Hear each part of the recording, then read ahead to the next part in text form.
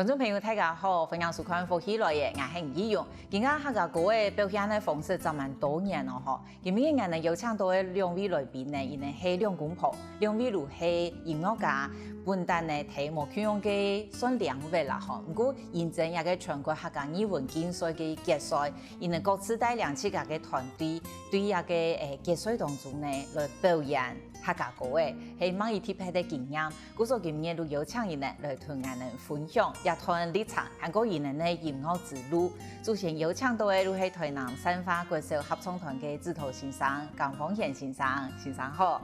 主持人好，觀眾朋友大家好，我是甘芳璇，我來自竹東的渤海棠，然後現在住在台南。好，歡迎先生。另外一位呢係台南愛樂管弦樂團嘅團長團指揮，係一個唐丹祥先生，先生好。主持人好，各位觀眾朋友大家好，我是唐丹祥。很難得哈，邀請到兩位老師，而且是夫妻檔來到我們現場，很有趣哦。我很少訪問到夫妻檔，然後兩位剛好都是音樂家。剛剛一開始甘老師有講到是渤海棠，那客家人對堂號就會很敏感哈。您雖然不會說客語，可是您跟客家的淵源可以跟我們介紹一下嗎？我從小其實大概小時候我們就已經搬到南部來，因為實在北部風太大了。那我們大概每年一定會過年的時候一定會回到老家，然後就是好幾代同堂，然後一起聚會這樣。這樣。但是就是在高雄生長。對。哦，那唐老師就原本跟客家都沒有完全沒有關係，完全沒有哈。你也是在高雄長大的？對，我是高地的高雄人。哦，高雄哪裡？鰲義。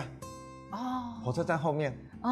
哇，真的哎，叫後義真的就會覺得哇，跟客家真的關聯比較少。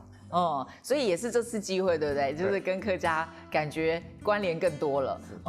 那這次兩位老師是在全國客家藝文競賽的決賽裡面受邀請，一起帶着台南善化國小合唱團的小朋友，然後團長是帶着台南愛樂管弦樂團，怎麼會有這樣子的機緣可以一起合作？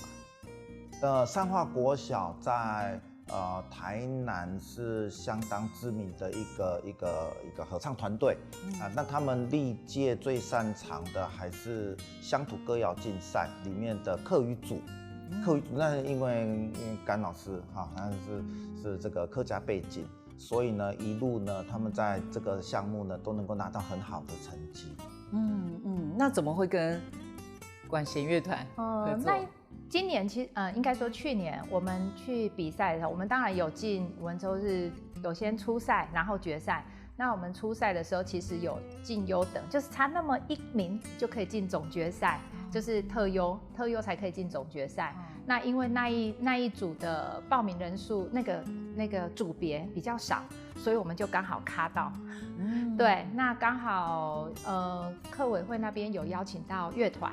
那我們就想說跟善化國小一起嘎在一起，讓他們也享受一下這樣的表演方式，這樣子。所以善化國小的小朋友是第一次跟管弦樂團？也沒有，就是我們之前有跟樂團演出過台灣民謠。那如果說是客語的話，這是第一次這樣。客語這是第一次。對。那老師為什麼？是因為你的客家身份嗎？為什麼會開始教合唱團小朋友唱歌？剛開始其實我只是去當音樂老師，那我也是默默的當合唱團伴奏。那久了之後，校長比較了解，然後就會深談之後才知道說原來我有客家背景，然後又對聲樂有一些專長。那所以我們校長就跟我商量好，那我開始來帶合唱團。那只是我剛開始猶豫，會覺得說要帶客語，這對我實在一大挑戰。對，因為你原本不會說。對，我覺得說是一件很對，這種講客語是一件對我來說有一點恐怖的事情。恐怖是為什麼？有到這樣？因為比較沒有那麼的熟悉。對。因為生長環境真的就沒有，真的就會蠻難的。是這樣。那你就是接到了這個那麼難的任務，首先你做了什麼？要找曲子，找曲子就是有一点辛苦，因为我们有时候遇到一些版权的问题，然后我又希望孩子他们可以唱一些好听的歌，不要唱一些比较古早的这种传统歌谣。那所以我就是从挑曲子，那确定好之后，我就开始要做功课，就是 YouTube 听好多个版本，因为它有分好几个腔，然后来唱。那我们就要去找它的历史，它的创作的来源。那我知道之后，就是写外星文，就比如说，就是不是用我们一般罗马拼音或者注音，有的客语其实对那些字是无法拼出来的。然后就是帮他们标注好之后，那我也是一方面请爸爸还有我姑姑他们去录音给我听。然后录音，然后我又结合 YouTube 上面，然后再写外星文，然后就交给小朋友。好了，开始我们要练习了，这样。对，我的事前工作是先做这些事情。所以老师的外星文也是直接交给小朋友。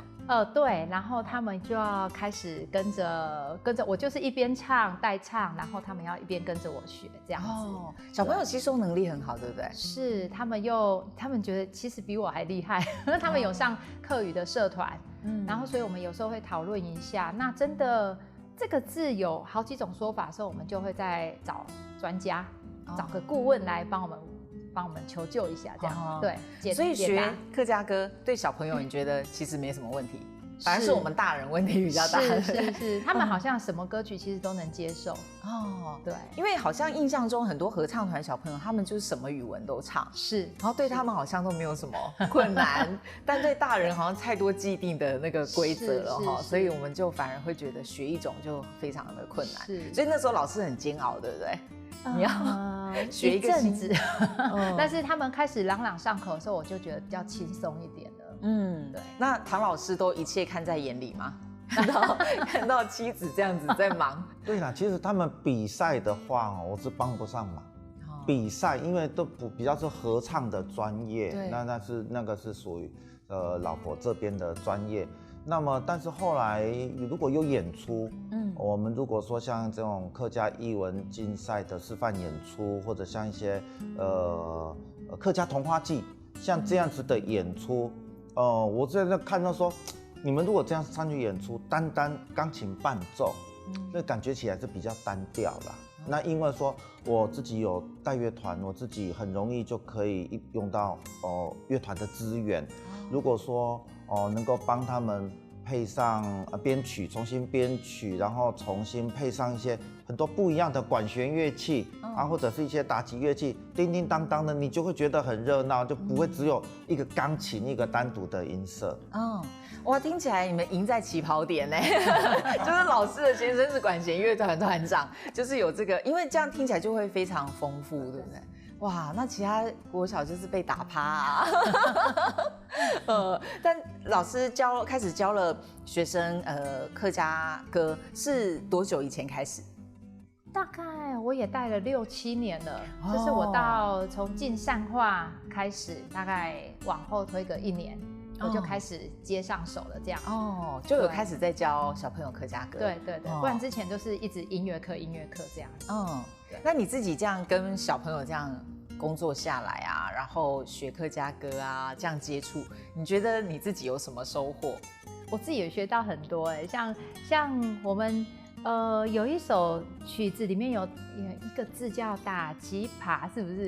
吉扒，打吉扒。对，然后我就很有印象，我以前小时候我们回竹东的时候，然后他们就会用一锅那种像麻糬，对，然后我们就用筷子卷。我在想小时候想卷多大碗，然后沾花生粉这样吃。对，然后我就跟小朋友讲小朋友很难想象，因为我们在平常吃的都是那种里面包馅都捏好的那种。南部比较没有北部这种糍粑，我也是，因为我是屏东人，然后我到了台北也才看到有客家的乡亲，对，而且那个动词很有趣，因为都是用筷子，它是一大坨白白的糍粑，对，然后那个用筷子他们很厉害，他们会这样子用一插就剪，对，是用剪的，他们是讲剪，我就觉得这个动词很有趣，对，所以这个会有很多就是又一边教的时候会想起小时候的一些记忆这样。那唐老师就也因为这样子跟客家好像比较了解吗？是啊，当然了，不过主要还是生活当中啦，因为看到岳父岳母啊，他们家里吃客家菜啦，像刚刚讲到的是客家的食物嘛，对不对？客家小炒嘛，这可能客家小炒大家都很熟悉，但我比较难忘的就是像那个什么泡菜。泡菜，对，是这样，就是芥菜的百变芥菜其中一种，类似我们一般讲的那个什么，像梅干菜那样，是客家式的。对，印象很深刻。好吃。对，食物真的还是最有那个记忆点的。那教小朋友，其实他们都没有太大问题，对不对？学习上没有太大问题，那我觉得小朋友好像还乐在其中。对。那他们有没有给你什么回馈？就是唱客家歌。我记得有一个小朋友，他跟我说，隔一天练合唱跟我说，老师，我整个晚上都是那个旋律都没办法睡觉，怎么办？我说哇，你太棒了，实在。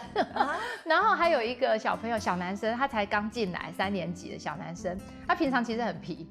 然后每次我们唱到《季中花》的时候，他就在开始哭。然后刚开始第一次哭的时候，你怎么了？你怎么哭的？你肚子不舒服还是身体不舒服？没有啊，不舒服要讲哦。好，然后唱完继续哭。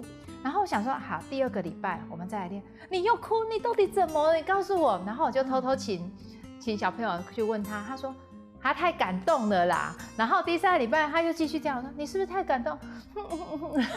哇，这小男生很皮，对啊。然后就唱到歌的时候会变成这样子。我说好，你让我好感动。好有趣哦。对，我第一次听《季中花》也觉得有点被打到。是对，哇，觉得竟然一个3年级的是很皮的小男生。是。那比赛的话，小朋友会特别紧张吗？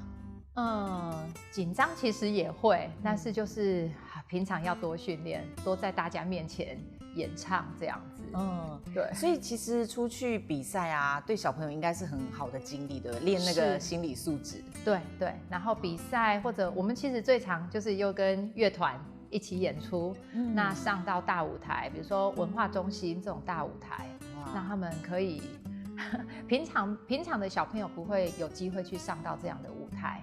然后更何况是跟管弦乐团，对，然后就让彰化的小朋友可以很 enjoy 这样。对，因为像我就是只有在那种台下看过管弦乐团，就会想象哇，如果可以站在旁边还一起表演，哇，应该超级有成就感哎！而且这一群是专业的哦，是，对，应该对小朋友都是很好的一个经历。刚刚俺哋了解下听呢，个继续唱高亮的欣赏，还唔前讲到，甲伊能跟下合作的时间，我很用你的情绪，等下个继续来讲。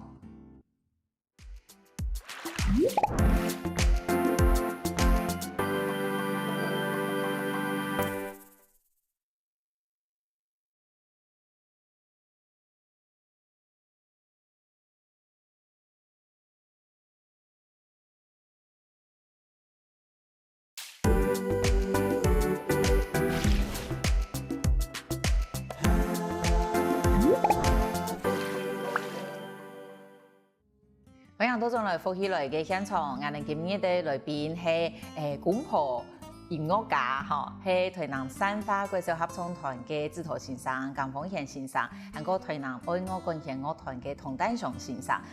甘先生係漢人嘛，是客家人，然後也有這個機緣，到新年呢從客家過嘅，2009年呢睇一個全國客家語文競賽，同一個台南愛樂管弦樂團，又剛好是兩個團隊跟夫妻倆的合作。那你們這樣算一起工作嗎？會吵架嗎？工作會嗎？會。其實不會，不會。我們還蠻樂在其中的。因為就我常常跟我身邊的朋友或者是同事啊，一些都分享一下。那个邻居有的时候常常会听到3更半夜那一对夫妻又不睡觉了，又在那边一个唱一个跳这样。那通常就是他在唱，我可能在旁边跳这样子。那我们通常因为白天都要工作啊，带小孩，那到了晚上的时候，我们2个就会一直脑力激荡。啊，不是脑力激荡，就是说，比方说我们常常唱到这个歌，我们彼此可能都会有一些感动。那我们讲说，我们这里应该用什么啦，或者我们那里应该用什么东西啦。那尤其是像客家的歌曲，它比较传统，我所谓的传统应该这样讲完整一点，就说它是诗舞乐要合一。就是说，唱歌歌词它本身就是有韵味的，它是像诗一样的。那音乐嘛不用讲，所以你是唱的。那还有一个很重要，要跳。那个少了那些像我们常常会找一些道具啊什么，这边就带了几个来。你少了那些东西，就觉得你的味道就不见了。农家乐没有牛头，农家乐。所以那个时候表演就有带这样子的道具。是。所以真的有舞起来小朋友。对，当然有小朋友负责。对。所以那个时候就是表演的时候会用到的东西，就把那个画面带出来。对。所以老师说脑力激荡就是你们想，我们现在可以怎么表演是看起来是更听觉上跟视觉上都很吸引人，越来越丰富这样。所以这个示范演出就是这个意思，对不对？就是让大家看可以怎么样，可以做成什么样子的演出。不只是合唱团小朋友跟管弦乐团，他可能还可以更多这样。那一次的合作啊，你们觉得自己印象最深刻的是什么？印象最深刻的部分是因为单位很多，尤其是颁奖典礼。您知道颁奖典礼是一个接一个，一个接一个，对，一个接一个。但是什么时候会轮到呢？其实有时候不知道，时间很难掌控，它非常难掌控。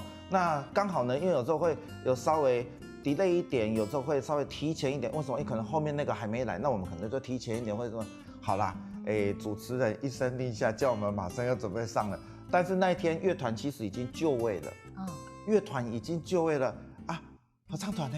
三华国小合唱团那10几位小朋友还在路上，校长跟主任，校长跟主任都很辛苦，一人一辆车，来各自载着几个小朋友，这样子还在路上。好了，我们乐团那2首嘛，没关系，我们前面就先压阵，先上了1首。我心里头一边演奏，我还一边嘀嘀咕咕的，完蛋了，下一首人不见了，我们就只好直接这样演出了，就不要唱唱跳跳了，就乐团就直接这样子了。没讲，其实观众可能也不知道。对，我觉得观众不知道。好啦，第2首我瞄了一下下面，还是没有。好吧，那我就下前奏了，硬着头皮下了。结果前奏下去，他们就啵跑上来了。哇，那么惊险！对啊，现场所有的观众包括评审委员呐、观摩的那些学校团队啦，会以为说这是安排好的桥段，这 timing 抓得真好呢，刚好到了那个位置，直接跑上台，也没彩排走位，演完了很顺利。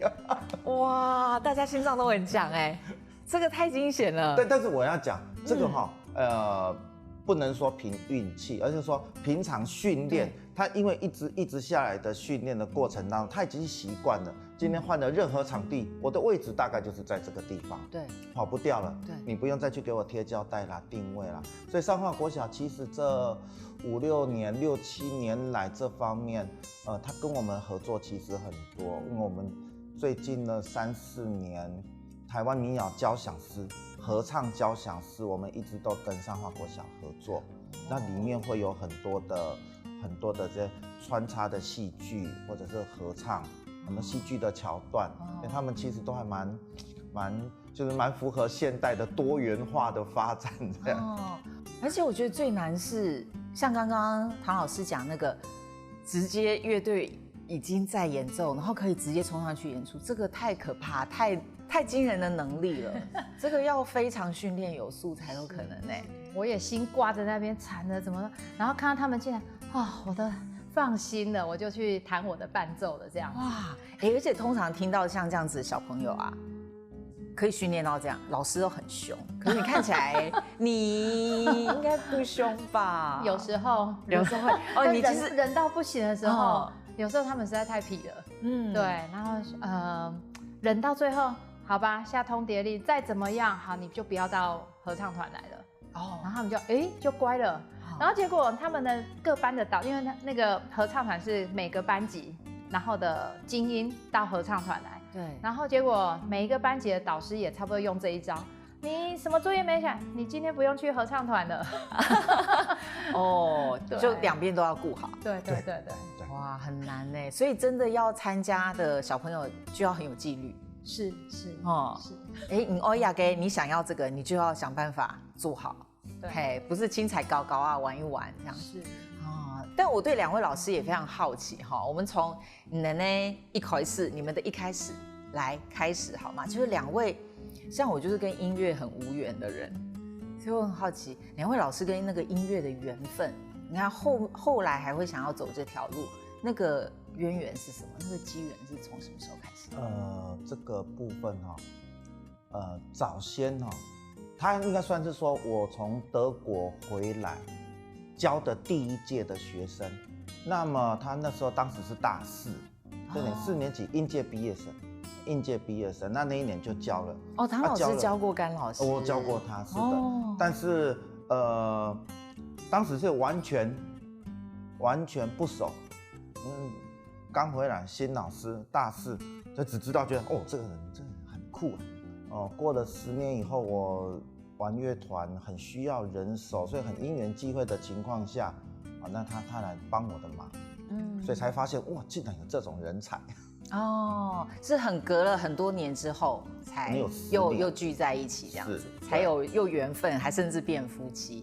对，那跟音乐的缘分呢？唐老师是什么时候开始？因为当时应该是说我正在努力抗癌的阶段，过得很辛苦的阶段。几岁的时候？40岁的时候，刚过完生日就在眼睛这个地方的恶性的淋巴癌。有一些小小的肿瘤眼睛啊，对，在眼睛呢就散开来了，所以就很难处理就刚开始的时候其实很难处理，那么医生也说这是恶性看你要怎么处理，你要自己决定。他是说如果说你要化疗的话，微血管可能效果不好，微血管效果不好，那可能身体其他部分可能会受到化疗的一些副作用。比方说不孕所以医生第一句话说你结婚了没有？讲到心里的痛。那时候还没有。当然没有，对，那所以呢，当时完全不会去考虑到化疗。那么如果说电疗的话，角膜也是会受损。对，那有可能会失明等等的就是会失去工作的能力。那所以其实当时我一开始的时候，前面的半年，说真的是非常的自暴自弃、怨天尤人的，其实非常的就是完全自我放弃了当时是这个样子。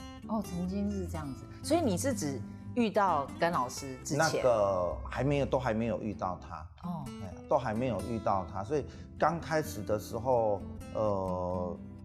其实40岁算是但我们当时在讲算人生的巅峰啦。对啊，房子、车子什么都有了那么正当你在人生巅峰的时候，一个病魔的打击，等于全部都没有。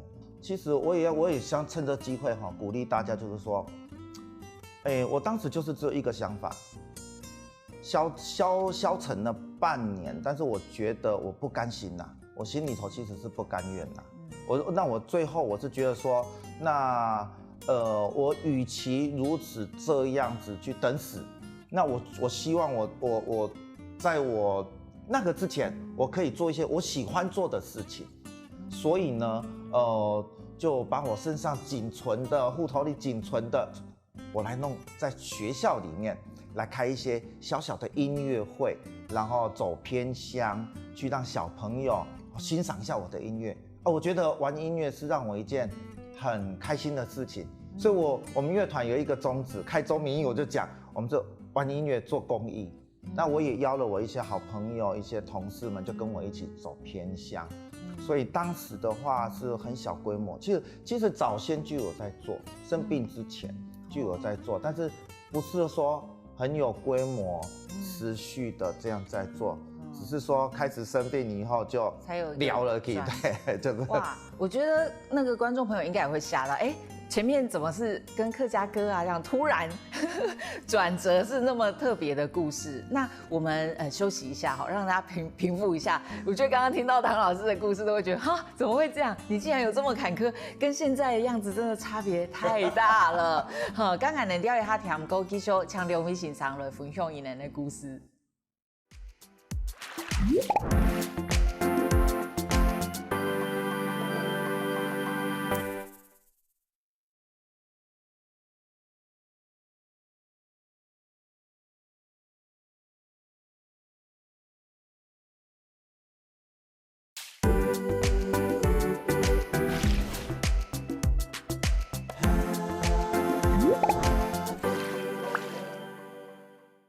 分享多種來福喜來嘅現場，我哋今日來賓係台南愛樂管弦樂團嘅團長童丹祥先生，然後伊個家咪係台南新化國小合唱團嘅指頭先生江豐賢先生。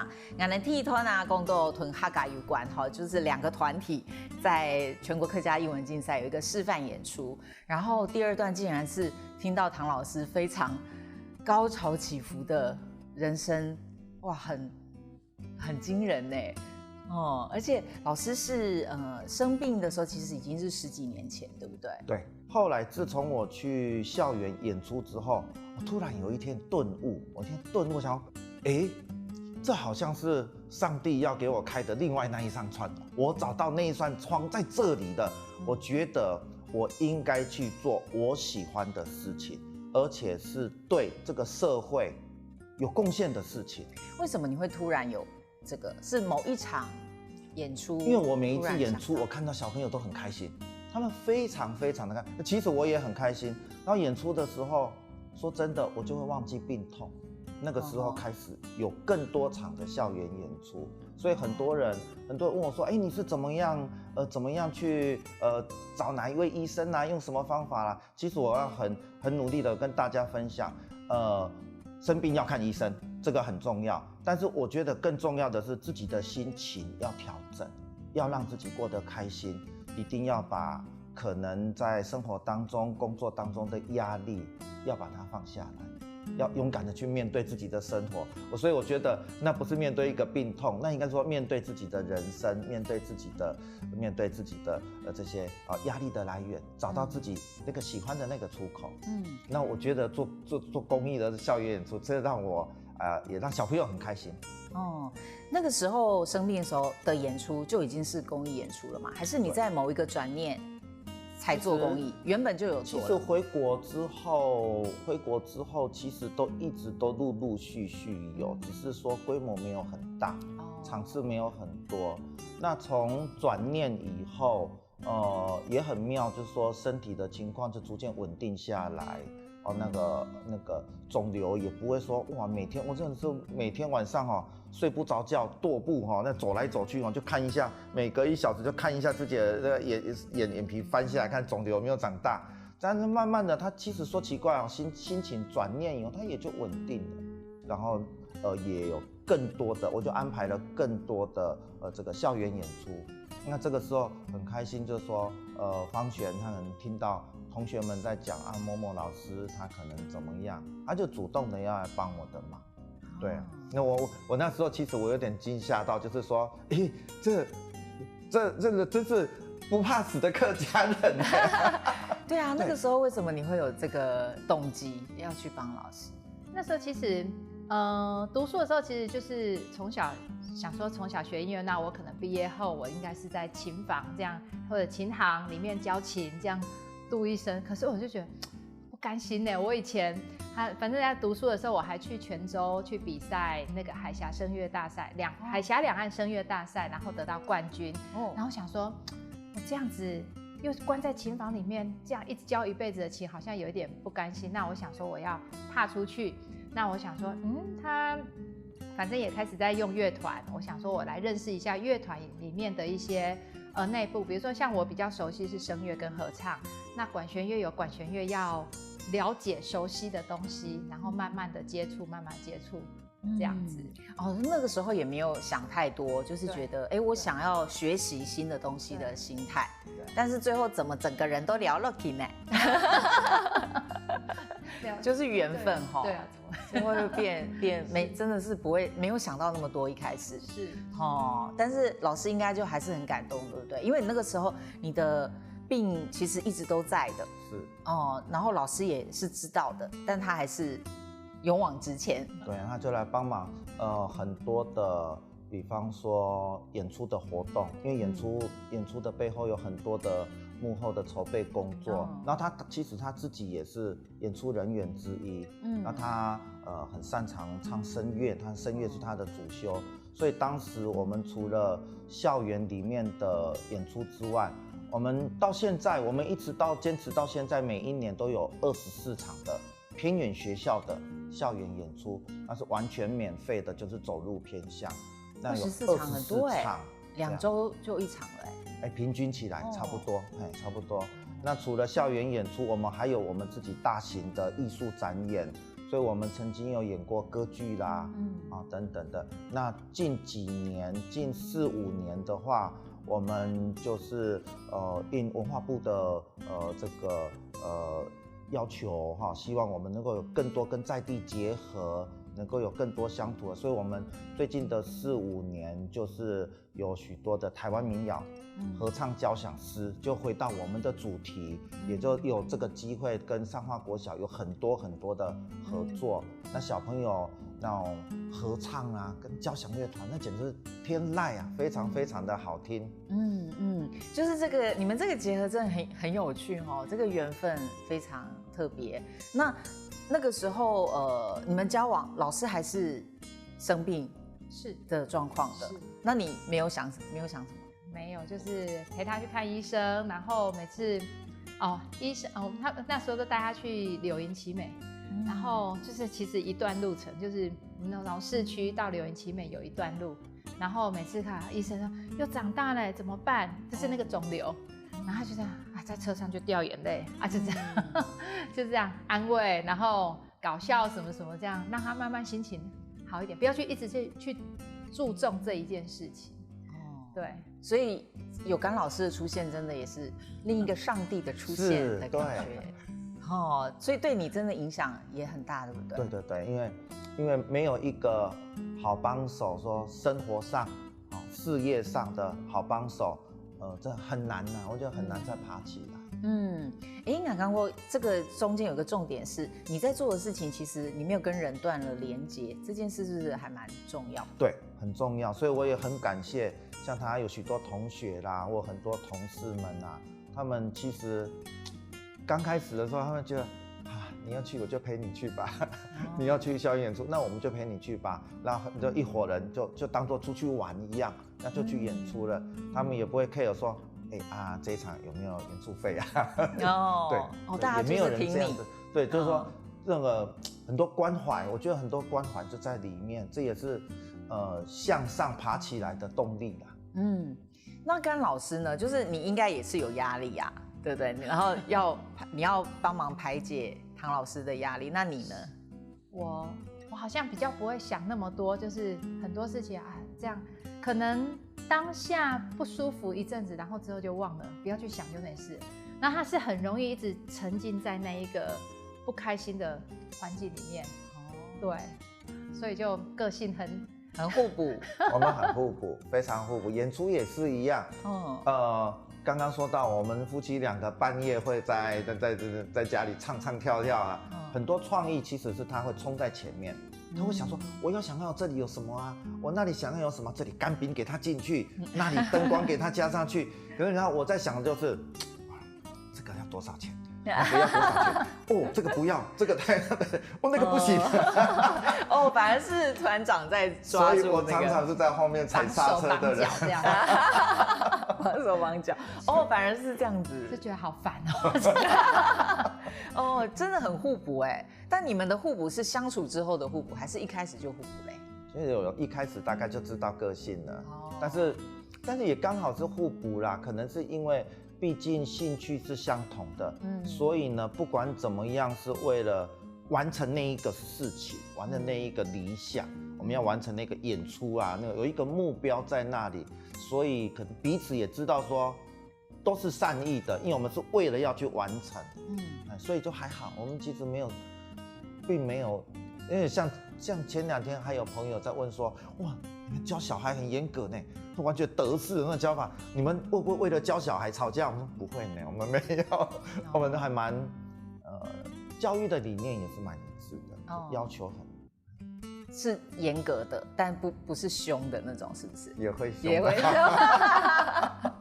我就是他在教，我就在旁边，我就不插手，这样对。那唐老师，你的那时候大梦10几年前想说，我就是要做公益，现在有达到你的目标了吗？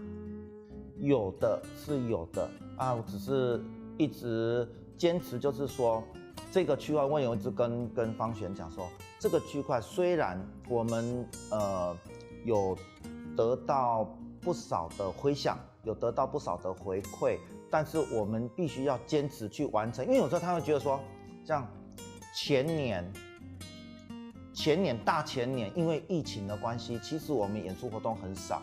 那不是我们不演，是因为校园它没有开放，它也不敢让外界任何团体进去从事任何的活动，即使是公益活动、教育活动是不方便的。那么去年比较解禁了，那当然活动就好多了，多起来了。那我们也到了跟国台交有一些合作啊。那么他说，那我们要不要这样？我想不行。我们这个东西是我们对自己的承诺，我们一定要完成我们目标24场，我们要坚持下去。就还是你们真的刚刚是说你是在面抓着说这个很花钱，结果现在公益又是他哈，又说一定要做下去这样那接下来你们觉得还有什么想要做的？到目前为止，台湾民谣的部分，其实我们是做的相当的多，但是台湾毕竟也是一个多元的社会，那么。今年的话，我们正在筹备邓丽君跟那个凤飞飞70岁名旦有一个属于他们的那个国语老歌的合唱交响诗演出年度的公演。那么再过来的话，我们就计划就是说，我们把客家歌也可以把它变成像合唱交响诗，不要都是台湾民谣啦、国语、台语啦，客家也是，就原住民也是，它都有很棒的作品在里面。这个部分我们希望能够带头去做努力，因为国台语的这样子的表演类型其实已经蛮多了，但是客家的话，我觉得还可以更多，甚至在管弦乐团里面，我们把客家八音、唢呐加进来，哇，那就我觉得那个味道就又不一样了。很期待耶，没有想到那个头一开始一签，接下来可能会有更多跟客家跟客家有关的演出。那也祝福2位老师都一切顺利。今日非常感谢2位先生分享很多人生故事，多谢。好，谢谢主持人，谢谢观众，多谢大家。好，谢谢主持人，谢谢大家。多谢，甲各位乡亲也继续留在台我们谈论欣赏好好运通。各位福喜来嘅观众朋友，有请大家去到我们嘅面书粉丝专页点赞，还有订阅 YouTube 频道，随时发落福喜来嘅消息。